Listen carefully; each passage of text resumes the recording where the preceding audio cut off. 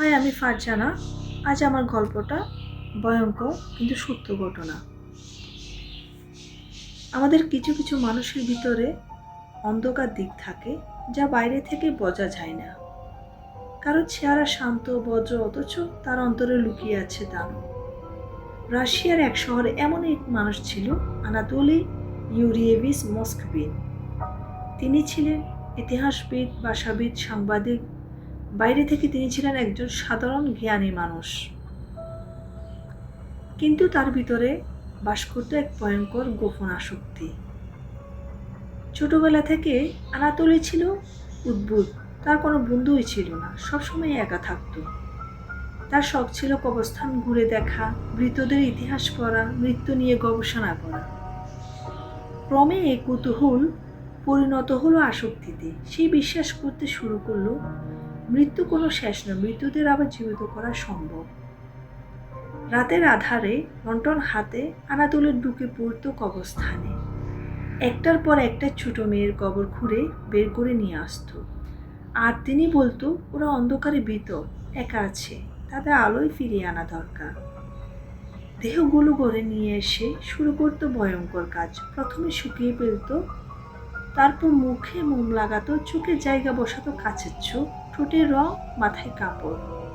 দূর থেকে যেন সুন্দর পুতুল, কিন্তু কাছে গিয়ে তাকালেই বোঝা যেত মৃত্যু যেন চোখ মেলে তাকিয়ে আছে। তিনি পুতুলের সাথে গল্প করত, জন্মদিন পালন করত, যেন তারাই তার নিজের পরিবার। তার বিশ্বাস ছিল একদিন কালো জাদুর মাধ্যমে আবার জীবিত হয়ে উঠবে এই মেয়েগুলো। 2009 সালে হঠাৎ করে শহরের এক কবরস্থান থেকে লাশ হারাতে শুরু করলো।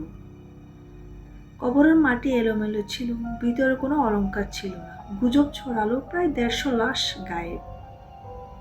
তদন্ত শুরু হলো সন্দেহগুলো আনাতোলির দিকে, কারণ সে কিছুদিন আগে দিয়ে মৃত্যু নিয়ে একটা বই প্রকাশ করেছিল, এফিনা, যার কারণে পুলিশ তাকে সন্দেহ করেছিল এবং তাকে জিজ্ঞাসাবাদও করে। সে হেসে বলল, আমি যদি এসব করতে চাইতাম কেউ কোনোদিন টেরই পেত না।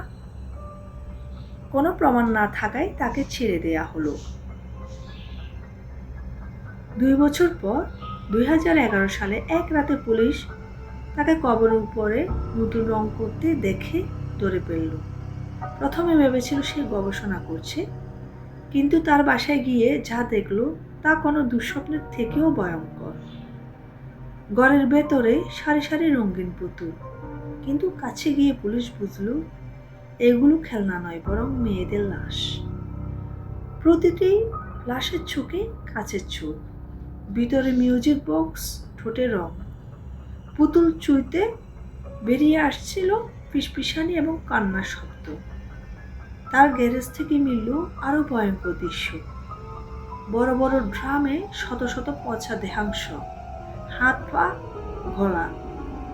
ধারণা করা হলো 150-ও বেশি লাশ সেখানে গলতে গলতে তরল হয়ে গিয়েছে। তদন্তে আনাতোলি স্বীকার করলো, ওরা আমার কাছে মৃত নয়, ওরা আমার পরিবার। আমি চাই একদিন কালো জাদুর মাধ্যমে তাদের ফিরিয়ে আনতে। তার ঘর থেকে 26টি লাশ উদ্ধার হলো, বয়স 3 থেকে 29 বছরের মধ্যে। কেউ তার কাছে 11 বছর ধরে ছিল। শহর জুড়ে ছড়িয়ে পড়ল আতঙ্ক। যে মানুষটিকে সবাই ভদ্র জ্ঞানী বলতো, সে আসলে এক ভয়ঙ্কর দানব। আনাতোলিকে গ্রেপ্তার করা হলো, কিন্তু আদালত বলল সে মানসিকভাবে অসুস্থ। তাকে জেলে নয়, পাঠানো হলো মানসিক হসপিটালে। আজও সে সেখানেই আছে। কিন্তু প্রশ্নই থেকে যায়, যে ছোট মেয়েগুলো কবর থেকে তুলে এনে পুতুল বানানো হয়েছিল, তাদের আত্মা কি শান্তি পেয়েছে, নাকি তারা আজও কাছের চোখের আড়াল থেকে আমাদের দিকে তাকিয়ে আছে?